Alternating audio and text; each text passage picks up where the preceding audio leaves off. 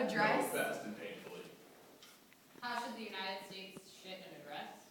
United States address Russia's recent sale of missiles to Syria? War.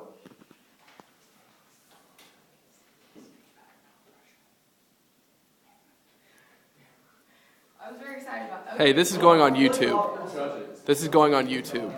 What? Nothing. You're going to be the Rob. You're going to be the Rob of Russia. I can give non-Russia speeches. There Prove just it. happen to be. Let's see it. May I ask You're no longer what? allowed from now on to give a Russia speech or a sub-point in a speech talking about work programs. Okay, I Work also programs want to is take universal. away. I've given so many speeches about vocational education. Yeah, vocational education. I'm Can like, we take away Ukraine as well? Yeah, you need to start doing domestic shit.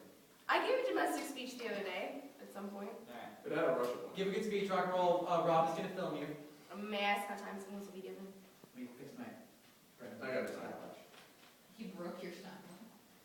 That'll be the standard Stand time. warm, though. Yeah, can you be the? Should we wait for the friend? Rock and roll. In early 2010, the United States found itself as an awkward interventionalist between the even more awkward relationship between China and Taiwan, after the United States agreed to sell missiles to the small island nation that attempted to assert itself from the People's Republic of China. Several months later, the United States finds itself as an almost identical player in an almost identical situation. After they are now in a different position, and after the Russian Federation agreed on September 16th of 2010 to sell nuclear and naval missiles to the Middle Eastern nation of Syria, Russia has proposed that they are perfectly and completely legally entitled to partake in the transaction, despite calls from Israel's Benjamin Netanyahu and the United States' Robert Gates to not sell and partake in the transaction, because of the fact that they often pose the threat that if the missiles were to find their way to Syria, they would ultimately find their way to the hands of the Hezbollah terrorist organization. With this threat in mind, it's critical that the international community ask itself today's question: how should the United States address Russia's recent sale of missiles to Syria? And the answer is that it should take very little action to stop it, for three reasons. First, because the CFE treaty is antiquated. Second, because the transaction would make the Russian Federation a viable partner in negotiations with Hezbollah. And finally, because stopping the transaction would undermine the current process for peace in the Middle East.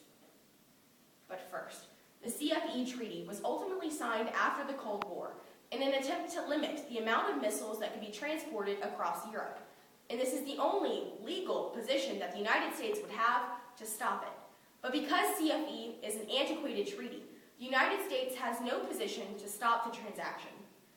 According to a September 2nd, 2010 article by the Washington Post, the CFE treaty is now perceived as an old Cold War relic that is ultimately designed to limit the growth of the Russian Federation and their ability to partake in nuclear transactions with countries of the West.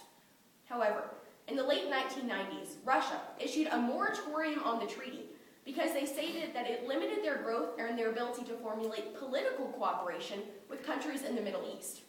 The problem that the United States finds now in 2010 is that at the time that Russia implemented the moratorium, the United States supported this position and promised reform of the CFE treaty.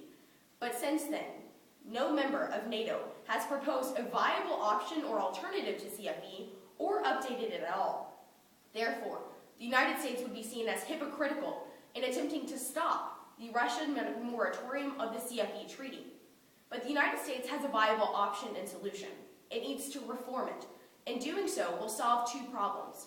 The first is that it would fulfill the promise that it made to Russia to reform the CFE treaty. But second, they could offer stipulations on where the missiles could go to, while still allowing for Russia to transport large amounts of missiles across Europe. By placing stipulations on countries that have close proximity to terrorist organizations, the United States would accomplish both goals while simultaneously appeasing the Russian Federation. But second, the fact that allowing this transaction would allow the United States to have a neutral partner in negotiating